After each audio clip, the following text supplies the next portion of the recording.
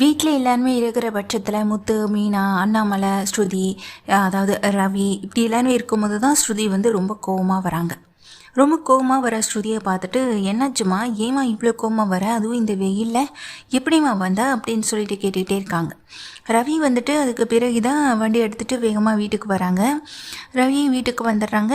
ஸ்ருதியும் கோவமாக நின்றுக்கிட்டு இருக்காங்க. அப்போ விஜயா வந்து கேட்குறாங்க, என்னம்மாச்சு, என்னம்மா நடந்துச்சு அப்படின்னு சொல்லிட்டு கேட்குறாங்க. ஆனால் அதுக்கு ஸ்ருதி சரியான பதிலே சொல்லலை.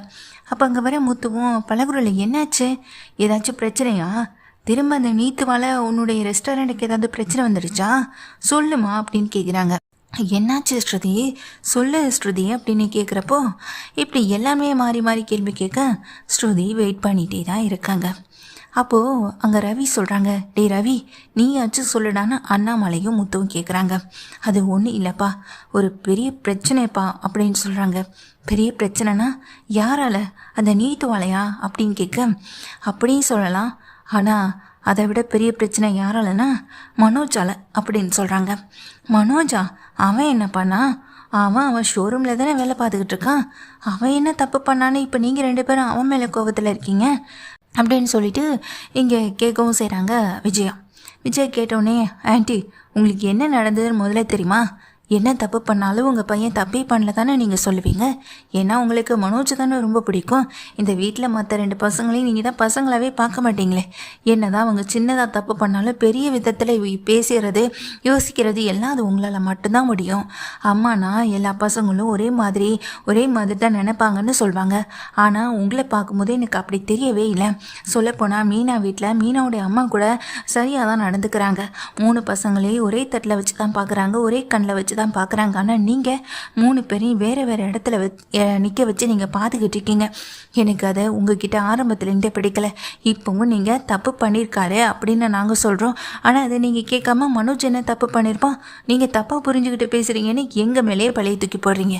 இன்னும் கொஞ்சம் நேரத்தில் அவர் இங்கே வீட்டுக்கு தானே வருவார், வரட்டும், அவருக்காக தானே நாங்கள் இவ்வளோ நேரம் இங்கே வெயிட் பண்ணிக்கிட்டு இருக்கோன்னு ஸ்ருதியும் சொல்ல, ஏமா ஸ்ருதி இப்போ நீ இவ்வளோ கோவப்பட்டு என்னம்மா ஆக போகுது, கொஞ்சம் பொறுமையாக இருமா அப்படின்னு சொல்லும்போது, என்ன ஆண்டி பொறுமையாக இருக்கிறது, இதுக்கு மேலே எப்படி பொறுமையாக இருக்குதுன்னு சொல்லிட்டு காத்தவும் செய்கிறாங்க ஸ்ருதியும். அதுக்குள்ளே மனோஜும் வராங்க. அம்மா அம்மா இன்னைக்கு ஒரு சந்தோஷமான விஷயமா அப்படின்னு சொல்லிட்டு வரேன். என்னடா மனோஜ் அப்படின்னு கேட்க, இல்லைம்மா, என்னுடைய கஸ்டமர் ஒருத்தவங்க, எப்போதுமே என்னுடைய கஸ்டமர் வருவாங்க போவாங்க, ஆனால் அவங்க பொருள் மட்டும் வாங்க மாட்டாங்க. ஏன்னா அந்த பொண்ணுக்கு கொஞ்சம் மனநலம் பாதிக்கப்பட்டிருக்குன்னு அவங்க அம்மாவும் சொன்னாங்க. அதனால் இப்படியே வந்துட்டு பார்த்துட்டு போயிட்டு இருந்தாங்க. ஆனால் திடீர்னு தன்னுடைய ரிலேட்டிவ்ஸ்க்கு அவங்களுக்கு எல்லா பொருளும் தேவைப்படுதுன்னு சொல்லி இன்றைக்கி ஒரு 2 லட்சத்துக்கு பர்ச்சேஸ் பண்ணியிருக்காங்கம்மா. எனக்கு எவ்வளோ சந்தோஷமாக இருக்குது தெரியுமா அப்படின்னு சொல்லிட்டு மனோஜ் சொல்லிகிட்டே உள்ளே வர, அதை பார்த்துக்கிட்டு இருக்க இங்கே முத்துவும் மீனாவும் அப்படியான்னு சொல்லிட்டு ஆச்சரியத்தோடு பார்க்குறாங்க. பரவாயில்லடா, உன்னால் அப்படியாச்சும் சம்பாதிக்க முடியுதே, அதை நினச்சி சந்தோஷமாக தான் இருக்குன்னு முத்துவும் சொல்ல, என்ன உன்னாட்டம் நினச்சியா, உன்னாட்டம் இப்படி கஷ்டப்பட்டலாம் ஓடி ஓடி எங்கேயும் வேலை பார்க்கல, ஒரே இடத்துல ஏசி ரூமில் உட்காந்துக்கிட்டு நான் வேலை பார்க்குறேன். அப்போது என்னுடைய திறமையை கொஞ்சம் யோசிச்சு பாரு அப்படின்னு அங்கே மனோஜ் சொல்ல, முத்து மீனாவை பார்க்குறாங்க. உடனே மீனா சொல்கிறாங்க எங்கள் மனோஜ் பார்த்து, திறமை எல்லாருக்குமே இருக்குங்க, ஆனால் அதை ஒவ்வொருத்தவங்க யூஸ் பண்ணுறதை பொறுத்து தான் இருக்கு. உங்களுக்கு அந்த திறமை இப்போ தான் வந்திருக்கு, ஆனால் இவருக்கு அது அப்படி கிடையாதுன்னு இங்கே மீனா சொல்லி அந்த மனோஜை வேணும்னே பேசவும் செய்ய, என்னடி என் பிள்ளைய ஆள் அழிக்க ஏதாவது சொல்லிகிட்டே இருக்கீங்கன்னு சொல்ல, போதையெல்லாம் நிறுத்துங்க அப்படின்னு சொல்லிட்டு எங்கள் ஸ்ருதி நேராக உள்ளே போகிறாங்க. உள்ளே போகிற ஸ்ருதி ரொம்ப கோவத்தோடு அங்கே உள்ளே இருக்க ஒரு சாட்டையை கையில் போட்டு முறுக்கிக்கிட்டு பின்னாடியை வச்சுக்கிட்டே வெளியே வரவும் செய்கிறாங்க. என்னாச்சுமா அப்படின்னு சொல்லிட்டு அங்கே விஜயாவும் கேட்க, அந்த சாட்டை எடுத்து எல்லாம் முன்னாடியும் அடின்னு அடிக்கிறாங்க அங்கே மனோஜ் இதெல்லாம் பார்த்துக்கிட்டு தாங்க முடியாமல் கதறாங்க, சுற்றி முத்திலும் ஓடவும் செய்கிறாங்க. அம்மா என்னாச்சுமா, எதுக்குமா இவளுக்கு பைத்தியம் இல்லாதது பிடிச்சிக்கிட்டா, என்னடா ஆச்சு ரவி, உன் பொண்டாட்டி எப்படினா அப்படின்னு சொல்லிட்டு கத்திக்கிட்டே ஓடுறாங்க. அம்மா காப்பாத்துங்கம்மா, வலி தாங்க முடியலம்மா, வலிக்குதுமா அப்படின்னு சொல்லிட்டு சுற்றி ஓடிட்டே இருக்காங்க. அப்படி ஓடிக்கிட்டே இருக்கும்போது தான் அங்கே அண்ணாமலையும் கேட்குறாங்க, அம்மா கொஞ்சம் நிறுத்தம்மா, என்னாச்சுமான்னு சொல்லும்போது அடித்து ஓஞ்சதுக்கு பிறகு தான் இங்கே ரிலாக்ஸே ஆகுறாங்க இங்கே ஸ்ருதி. அதுக்குள்ளே கீழே அடிபட்டு கிடக்கிற அங்கே மனோஜ் பார்க்குறாங்க.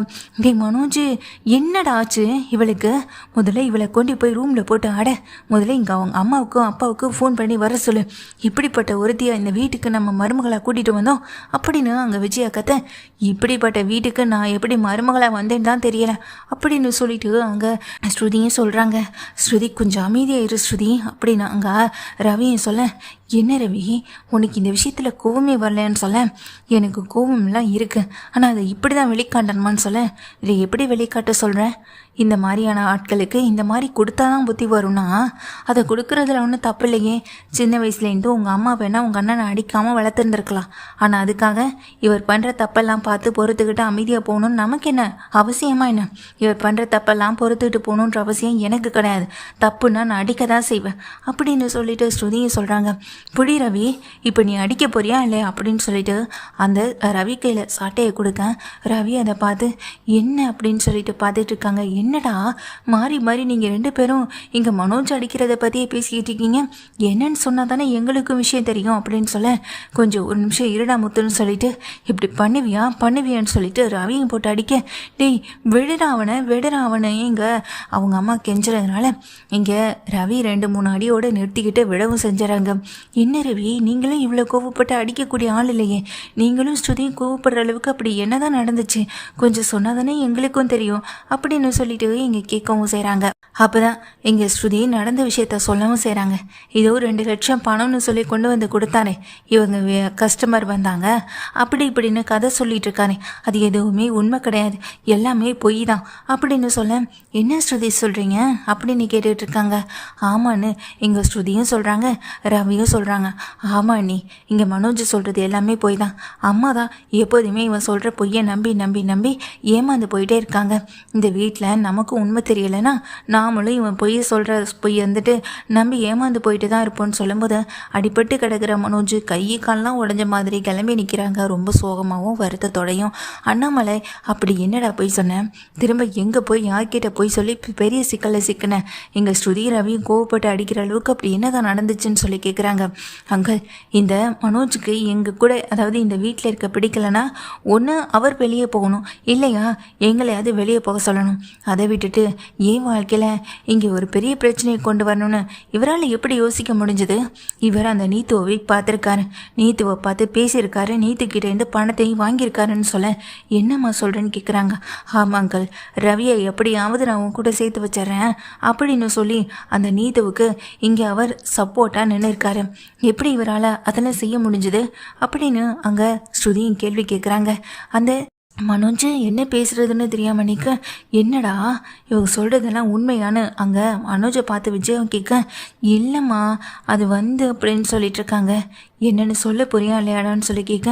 இல்லைம்மா பிஸ்னஸ்க்காக கொஞ்சம் கடன்லாம் வாங்கியிருந்தல, அதுவும் இல்லாமல் இப்போ பிஸ்னஸும் ரொம்ப டல்லாக வேற போயிடுச்சு, கையில் பணமும் இல்லை, பொருட்கள் இழக்கிறதுக்கு டீலருக்கு வந்துட்டு நம்ம பணத்தை கொடுத்தா தான் இனிமேல் டீலரும் வந்துட்டு பொருளை அனுப்புவேன்னு சொல்லியிருந்தாரு.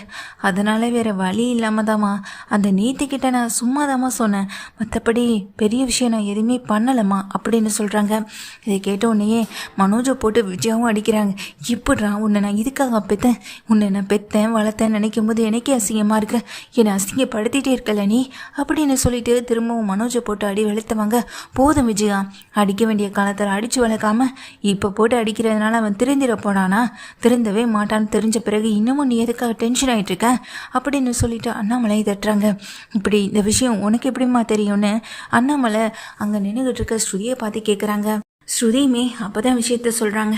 இல்லை அங்கிள், இந்த விஷயம் தெரிய வந்ததே இந்த மனோஜால தான் அப்படின்னு சொல்ல. என்னம்மா சொல்கிறேன் அப்படின்னு கேட்குறாங்க. ஆமாங்கள், இவர் பணம் வாங்குறதுக்காக அந்த நீத்துவை பார்க்குறதுக்காக போயிருந்திருக்காரு. நீத்துவும் இவரும் அவங்க ஹோட்டலில் போயிட்டு மீட் பண்ணியிருக்காங்க. நீத்துக்கிட்ட ரவியை எப்படியாவது உன் கூட சேர்த்து வச்சிடறேன், ரவியை உன் கூட சேர்த்து வைக்க வேண்டிய பொறுப்பு எனக்கு நிறையவே இருக்குது அப்படின்னு சொல்லியிருக்காரு. அதுக்கான அமௌண்ட்டை தான் அவர் 2 லட்ச ரூபாய் இங்கே கையில் கொடுக்கவும் செஞ்சுருக்கான். இவர் கேட்ட பணமோ 5 லட்ச ரூபாய்க்கு மேலே, அவங்க கொடுத்த பணமோ 2 லட்ச ரூபா தான். பணத்தை வாங்கிட்டு வந்தது மட்டும் இல்லை, இந்த சப்போர்ட்டா வேற பேசவும் செஞ்சுருக்காரு. ரவி கூட ஸ்ருதி ஒழுங்காக வாழ மாட்டான், ஸ்ருதி வந்துட்டு அந்த அளவுக்கு ரவிக்கு பொருத்தமான ஆளே கிடையாது, ரவி எப்படி ஸ்ருதியோடைய வலையில் போய் விழுந்தானே தெரியல. உண்மையிலே சொல்லப்போனால் நீ ரவியை கல்யாணம் பண்ணியிருந்தனா உன்னோட வாழ்க்கை ரொம்ப சந்தோஷமாக அமைஞ்சிருந்திருக்கும். ஆனால் என்ன பண்ணுறது, ரவி வாழ்க்கை இப்படி அமையணும்னு இருந்திருக்கு. ஆனால் நீ ஒன்றும் கவலைப்படாத, சின்ன பிரச்சனை வந்தாலே வீட்டை விட்டு வெளியே போகணும்னு நினச்சிட்டு இருக்க பொண்ணு தானே ஸ்ருதி. அப்படிப்பட்ட பொண்ணை வீட்டை விட்டு வெளியே அனுப்புறதுன்னா ஒரு பெரிய பிரச்சனை இல்லை. அம்மா கிட்ட சொன்னால் அம்மாவே பார்த்துப்பாங்க. ஏன்னா அம்மாவுக்கும் ஸ்ருதி அந்த அளவுக்கெல்லாம் பிடிக்காது, விருப்பமும் இல்லை. அம்மாவுக்கு கொஞ்சம் பணத்தை கொடுத்தாலே போதும், அவங்களும் நம்ம பக்கம்தான் பேசுவாங்க. அதனால் அதை பற்றிலாம் நீங்கள் யோசிக்கவே வேண்டாம். எங்கள் அம்மாவுடைய சப்போர்ட் எங்கள் வீட்டில் இருந்துச்சுன்னா கண்டிப்பாக நீங்கள் அந்த வீட்டுக்குள்ளே ஈஸியாக வந்துடலாம். இங்கே ரவியை கல்யாணம் பண்ணிக்கிட்டு சந்தோஷமாக வாழலாம். அதே போல் என்னுடைய லைஃப்பும் நல்லபடியாக செட்டில் ஆகிடும் அப்படின்ற மாதிரி இங்கே மனோஜ் பேசவும் செஞ்சுருக்காங்க. இதெல்லாம் கேட்டுட்டு தான் அந்த நீத்து வந்துட்டு பணத்தையும் கொடுக்க செஞ்சுருக்காங்க. அதாவது நீத்து எப்படி தன்னுடைய ஹோட்டல்லேருந்து ஆட்களை அனுப்பி, அதாவது அந்த ஹோட்டலில் சேர வச்சு அங்கே ரவியையும் ஸ்ருதியையும் இங்கே வேவு பார்த்துட்டு இருக்காளோ அதே மாதிரி தான் இந்த நீத்து எப்படிப்பட்டவன்னு நல்லா தெரியும். நீத்துடைய ஒவ்வொரு அசைவுகளையும் தனக்கு சொல்லணும் அப்படின்றதுக்காக தான் இங்கே நீத்துடைய இந்த பொக்கே ஷாப்புக்கு தனக்கு தெரிஞ்ச ஒரு அக்காவை அனுப்பி வச்சுருப்பாங்க மீனா மூலமாக அப்படின்னு சொல்லும்போது, ஆமாம் மாமா, ஸ்ருதி என்கிட்ட இந்த உதவியை ஒரு நாள் கேட்டாங்க. அதனால தான் எனக்கு வேண்டப்பட்ட ஒரு அக்கா ரொம்ப கஷ்டப்படுறவங்க தான், ஆனால் அவங்கள நான் அங்கே அனுப்பி வச்சதுக்கு காரணமே இதுதான். அதனால தான் அந்த அக்கா நீத்தோடைய பொக்கே ஷாப்புக்கு வேலைக்கும் போயிருக்காங்க. அங்கே இருந்தபடி ஒவ்வொரு விஷயத்தையும் எங்களுக்கு அடிக்கடி சொல்லிகிட்டே இருப்பாங்க அப்படின்னு சொல்ல, இந்த விஷயத்த நீத்து இந்த ஸ்ருதி வந்து என்கிட்ட முதல்ல சொல்லவே இல்லைடா அப்பா. அதுக்கப்புறம் தான் இப்போ பிரச்சனை நடந்ததுக்கு அப்புறம் தான் ஸ்ருதி இந்த விஷயத்தை என்கிட்டையும் சொன்னான்னு சொல்ல, ஆமாம் ரவி, இந்த விஷயம் யாருக்கும் தெரியக்கூடாதுன்னு தான் எங்கள் ஸ்ருதியை எதிர்பார்த்தா. அதனால தான் நானும் இந்த விஷயத்தை பற்றி வீட்டிலேயே இவர்கிட்ட கூட சொல்லலைன்னு சொல்லும்போது, என்ன மீனா சொல்கிறேன்னு கேட்குறாங்க. ஆமாங்க அப்படின்னு சொல்லும்போது, அந்த நீத்து சாதாரண ஆளு கிடையாது. நீத்து பொக்கே ஷாப்பில் போய் மீட் பண்ணி அவர்கிட்ட இந்த பணத்தையும் வாங்கியிருக்காரு இவர். அதை உடனே அவங்க எனக்கு ஃபோன் பண்ணி விஷயத்த சொல்லவும் செஞ்சுட்டாங்க. அது மட்டும் இல்லாமல் என்னைய கல்யாணம் பண்ணிக்கணும்னு சொல்லிட்டு ஒருத்தன் சுற்றிட்டேன் தானே அப்படின்னு சொல்லும்போது, யார் அந்த விச்சுவோ அப்படின்னு சொல்லி கேட்குறாங்க. ஆமாம், இப்போ அவங்க கூட தான் இந்த நீத்து பழக்கமாக இருந்துக்கிட்டு இருக்கான். அடிக்கடி வெளியில் போகிறது வரதுன்னு இப்படி அவள் பண்ணிட்டேன் தான். இங்கே அவள் வெளியே கிளம்பும்போது இப்படி சந்தேகப்பட்டதுனால தான் அந்த அக்கா எனக்கு ஃபோன் பண்ணி விஷயத்த சொன்னாங்க. உடனே நானும் கிளம்பி போனதுக்கு பிறகுதான் எனக்கே விஷயம் தெரிஞ்சது. அவங்க கூட இந்த நீத்து இங்கே பழகிக்கிட்டு இருக்கான்னு, அவன் எதுக்காக பேசுகிறா பழகுறான்ற விஷயமும் எனக்கு அதுக்கப்புறம் தான் தெரிஞ்சதுன்னு சொல்கிறாங்க. என்ன ஸ்ருதி சொல்கிறீங்க அப்படின்னு அங்கே மீனாவை கேட்க, ஆமாம் மீனா, அந்த என்னைய வந்துட்டு ரவிக்கிட்டேன்ட்டு பிரிக்கணும், அதுதான் அந்த நீத்தோடைய முதல் வேலை. அதுக்காக தான் அந்த விச்சு அடிக்கடி பார்க்குறது பேசுகிறது பிளான்க்கு மேலே பிளான் பண்ணிகிட்ருக்காங்க, எப்படியாவது என்னையும் ரவியையும் பிரிக்கணும்னு. ஆனால் அதுக்கிடையில் இவர் வேற தனியாக பணத்துக்காக ஆசைப்பட்டு மொத்த குடும்பத்தையும் பிரிக்கணும்னே முடிவு பண்ணிட்டாரு. இவ்வளோ பெரிய விஷயம் நடந்த பிறகு நான் எப்படி இவரை சும்மா விடுவேன்? அதனால தான் கோவத்தில் இப்படி நான் போட்டு அடின்னு அடிச்சிட்டேன். ஆனால் எப்போல்லாம் எனக்கும் வருதோ அப்போ நான் என்ன வேணாலும் செய்வேன். இவர் என் கண்ணு முன்னாடி வந்தாலே நான் அடிக்கவும் செய்வேன் அப்படின்னு அவங்க ஸ்ருதியை சொல்ல, அம்மா தாயே என்னை விடுமா அப்படின்னு சொல்லிட்டு அழுதுகிட்டே போய் அங்கே மனோஜ் ஹாலில் உட்கார, ஏன்னா உனக்கு இந்த கேவலமான புத்தி போகுது? குடும்பத்துக்குள்ளே இருந்துட்டு எப்படி உன்னால் இப்படிப்பட்ட சதி வேலையெல்லாம் செய்ய சொன்னது அப்படின்னு சொல்ல, இல்லைப்பா நான் வேணான்னு தான் சொன்னேன், ஆனால் ரோஹிணி தான்ப்பா அப்படின்னு சொல்லும்போது, ரோஹிணி அப்படின்னு எல்லாரும் ஒருத்தர் மாற்றி ஒருத்தர் பார்த்துக்கவும் செய்கிறாங்க. அந்த வீட்டை விட்டு நான் வெளியே போனதை நினச்சி ரொம்ப சந்தோஷப்பட்டது அந்த வீட்டில் இருக்க மீனாவும் ஸ்ருதியும் தான். அப்படிப்பட்டவங்களுடைய லைஃப் நல்லா இருக்கணும்னு நான் என்றைக்குமே விரும்ப மாட்டேன். நம்ம லைஃப் வந்துட்டு நல்லா இருக்கணும்னு சொன்னதே இங்கே ரோஹிணி தான்ப்பா. அதுவும் இல்லாமல் என்னென்னமோ சொல்லி பணத்தாசை காட்டி தான்ப்பா என்னை அனுப்பினா, அதனால தான்ப்பா நானும் போய் பேசினேன் அப்படின்னு இங்கே சொல்லவும் செய்கிறாங்க. இப்படிப்பட்ட இவங்க ரெண்டு பேரையும் நான் சும்மா விட மாட்டேன்னு அங்கே நிற்கிற ஸ்ருதி ரொம்ப கோவத்தோட கிளம்புறாங்க நேராக ரோஹிணி வீட்டுக்கு. ஏய் ஏதாவது பண்ணிட போகிறான், டேய் போடா அப்படின்னு சொல்லிட்டு பின்னாடியே எங்கள் விஜயாவும் அனுப்பிவிட, விஜயா சொன்னதுனால முத்து மீனா ரவின்னு 3 பேருமே ஸ்ருதியோட போகிறாங்க. ஸ்ருதி அதுக்கு முன்னாடியே அங்கே ரோஹிணி வீட்டுக்கு முன்னாடி போய் நின்று, ரோஹிணி வெளியே வாடி அப்படின்னு சொல்ல ரோஹிணி வெளியே வராங்க. என்னாச்சு ஸ்ருதி, உள்ளே வாங்க உள்ளே போய் பேசலாம் அப்படின்னு சொல்லும்போது, உள்ளே வந்து பேசுகிறதுக்காக நான் வந்து நினச்சியா என் லைஃப்பில் நீ பெரிய ஒரு விஷயத்த பண்ணி விளையாட்டை நடத்தலான்னு ஆரம்பிச்சல, விளையாட்டை நான் முடிச்சு வைக்க வேணாம் அப்படின்னு சொல்லிட்டு அதே சாட்டையோட வந்து நின்று பின்னி பெடல் எடுக்கிறாங்க அங்கே ரோஹிணி ரோட்டில் தெருவில் எல்லாருக்கும் முன்னாடி அடி வாங்குறத பார்த்தோன்னே அவங்க அம்மா பதறி போய், அம்மா விடுமா அவள் ஏதோ தெரியாமல் எந்த தப்பாக இருந்தாலும் பண்ணியிருப்பா, விடுமா அப்படின்னு சொல்லிட்டு கெஞ்சுறாங்க. ஆனால் எங்கே ஸ்ருதி விடுற மாதிரி இல்லை.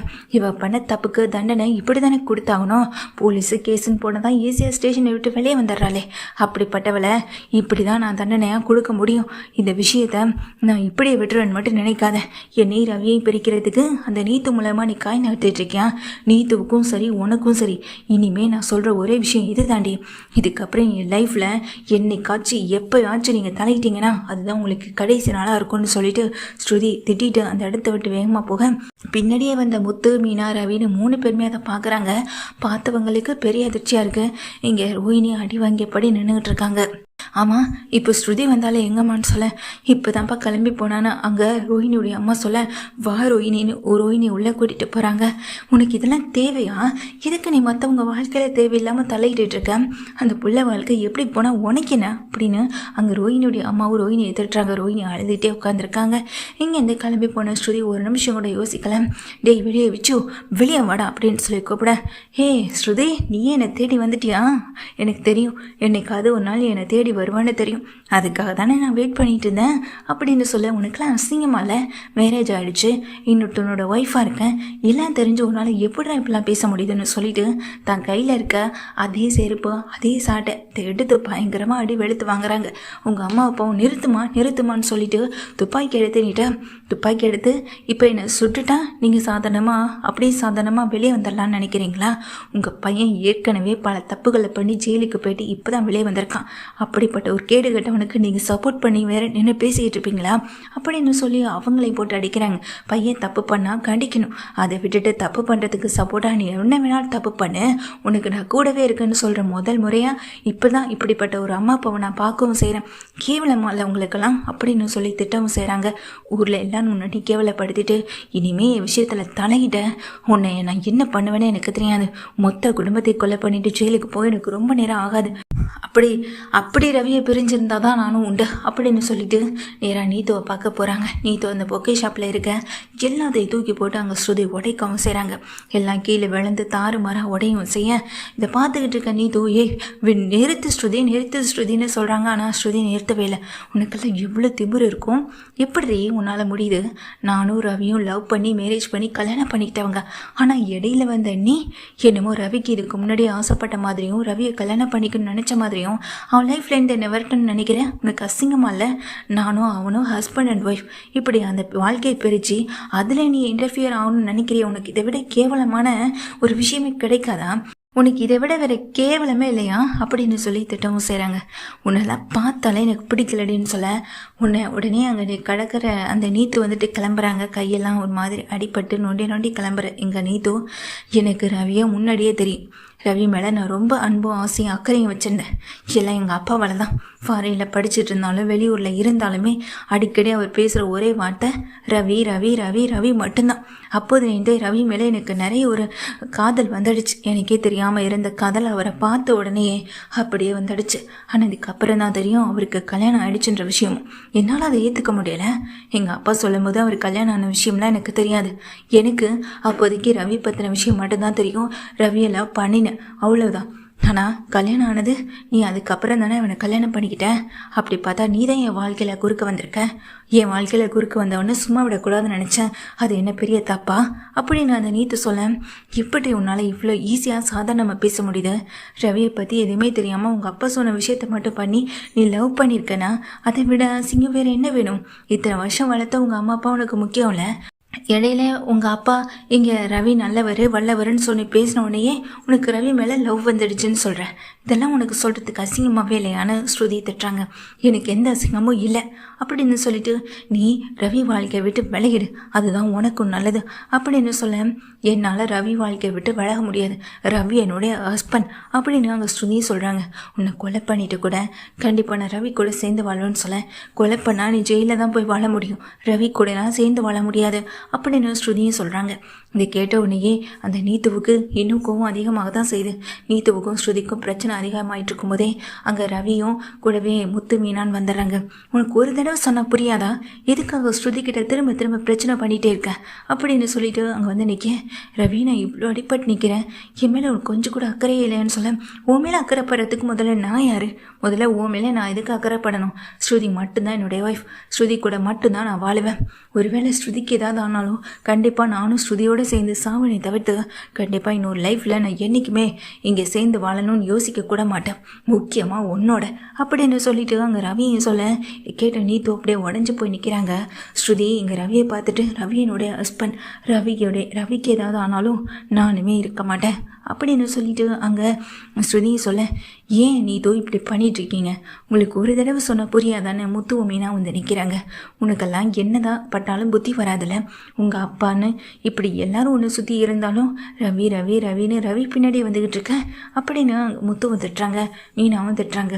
அவங்க லைஃப்பை அவங்க வாழ்க்கையை சந்தோஷமாக வாழ விடு, அதை விட்டுட்டு திரும்ப திரும்ப அவங்க வாழ்க்கைக்குள்ளே பிரச்சனையை உண்டு பண்ணணும்னு நினச்சிட்டு இருக்காத நீ அப்படின்னு முத்துவும் மீனாவும் அந்த நீத்துவை திட்ட நீத்து அழுதுட்டு நிற்க வார ஸ்ருதி போகலாம் அப்படின்னு ஸ்ருதியை கையை பிடிச்சு கூட்டிகிட்டு ரவி எங்கேருந்து கிளம்புறாங்க.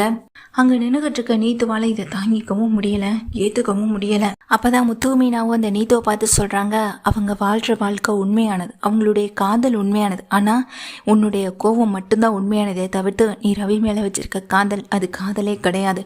உனக்கு இந்த விஷயத்தை எப்படி இதுக்கு மேலே புரிய வைக்கிறதுன்னு எங்களுக்கும் தெரியலை. இதுக்கப்புறமா நீ ரவி ஸ்ருதி வாழ்க்கையில் இங்கே இடையில வராமல் இருக்கிறதா உனக்கும் நல்லது, உன்னை சுற்றி இருக்கவங்களுக்கும் நல்லது. இல்லைனா பிரச்சனைகள் இதுக்கு மேலே போகக்கூடும், இதுக்கு மேலே பிரச்சனை அனுபவிக்கிறது நீங்கள் மட்டும்தான் இருக்கும். இது வரைக்கும் ரவிக்கும் ஸ்ருதிக்கும் நீ கொடுத்த பிரச்சனை வரைக்கும் எல்லாமே போதும். இதுக்கு மேலே நீ அவங்க பின்னாடி இங்கே தொடர்ந்து வந்து கஷ்டப்படுத்திகிட்டே இருக்காத அப்படின்னு முத்துவும் மீனாவும் சொல்லிட்டு போகிறாங்க. இதுக்கிட்ட வீட்டுக்கு போன ஸ்ருதியும் ரவியும் டென்ஷன்லாம் குறைஞ்சி அமைதியாக உட்காந்துருக்க காஃபி கொண்டு வந்து இங்கே மீனா இங்கே ஸ்ருதிக்கும் ரவிக்கும் கொடுக்குறாங்க. முத்துவும் அதை பார்த்துட்டு அமைதியாகவே உட்காந்துருக்காங்க. அப்பா நீ எதுக்கும் யோசிக்காதப்பா, கவலைப்படாத, பிரச்சனைலாம் ஓரளவு முடிஞ்ச மாதிரி தான். இதோ இந்த நிற்கிறானே எல்லாம் இவனால் வர பிரச்சனை தானே மனோஜை பார்த்து திட்டுறாங்க. விஜய் என்ன பேசுகிறேன்னு தெரியாமல் தலை குனிஞ்சபடி நின்றுட்டு இருக்கேன். அப்போது அண்ணாமலை சொல்கிறாங்க, இவனை பெற்றதுக்கு நீ எல்லார் முன்னாடி தலை குனிஞ்சு தான் நிற்கணும் அப்படின்னு சொல்லிட்டு அண்ணாமலை விஜயாவை தட்டுறாங்க.